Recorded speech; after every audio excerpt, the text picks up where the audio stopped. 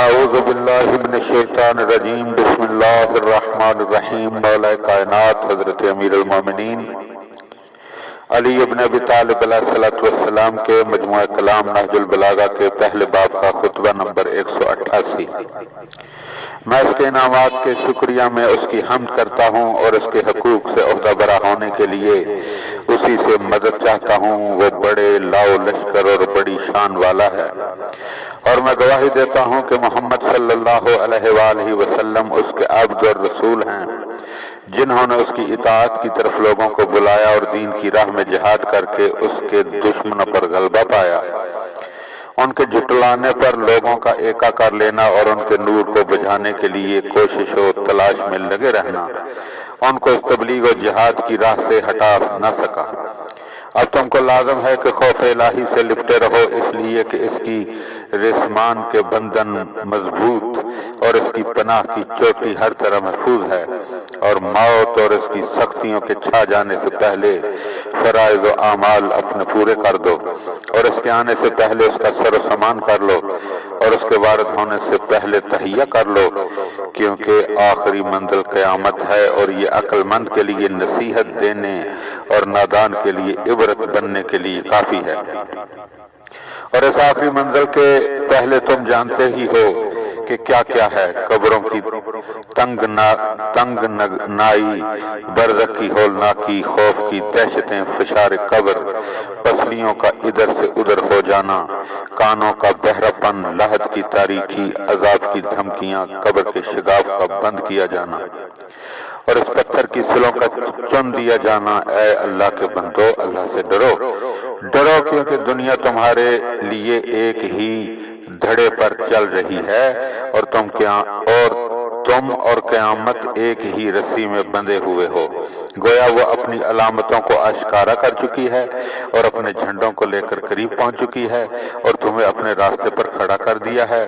گویا کہ وہ اپنی مصیبتوں کو لے کر تمہارے سر پر کھڑی ہے اور اپنا سینہ ٹیک دیا ہے، اور دنیا اپنے بسنے والوں سے کنارہ کشی کر چکی ہے اور انہیں اپنی آغوش سے الگ کر دیا ہے۔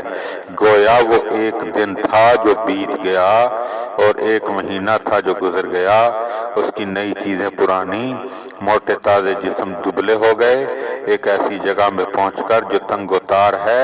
اور ایسی چیزوں میں پھنس کر جو پیچیدہ و عظیم ہیں، اور ایسی آگ میں پڑ کر جس کی ایذائیں شدید، چیخیں بلند،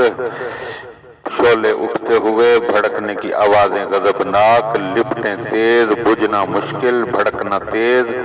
خطرات و دہشتناک، گہراؤ نگاہ سے دور،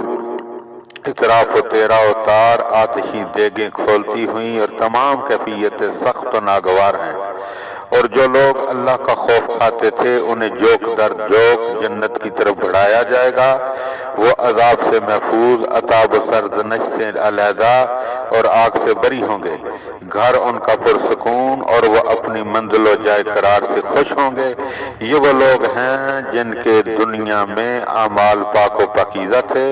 اور آنکھیں اشک بار رہتی تھیں۔ دنیا میں ان کی راتیں خضوع و خشوع اور توبہ و استغفار میں بیداری کی وجہ سے، اور دن لوگوں سے متوحش اور علیحدہ رہنے کے باعث، اور ان کے لیے رات تھے۔ تو اللہ نے جنت کو ان کی جائے باز گشت اور وہاں کی نعمتوں کو ان کی جزا قرار دیا ہے، اور وہ اس کے سزاوار اور اہل و حقدار تھے۔ اس ہمیشہ رہنے والی سلطنت اور برقرار رہنے والی نعمتوں میں، لہذا اے خدا کے بندو، ان چیزوں کی پابندی کرو جن کی پابندی کرنے سے تم میں سے کامیاب ہونے والا کامیاب،